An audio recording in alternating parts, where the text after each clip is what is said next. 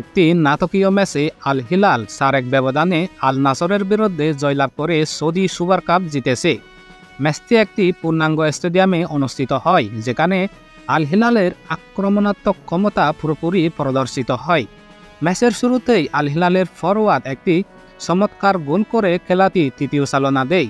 আল নাসর শক্তিশালী প্রতিক্রিয়া দেখালেও তারা একটি গোল শোধ করতে সক্ষম হলেও আল হিলালের লাগাতার আক্রমণ এবং কৌশলগত খেলা তাদেরকে পরাস্ত করে।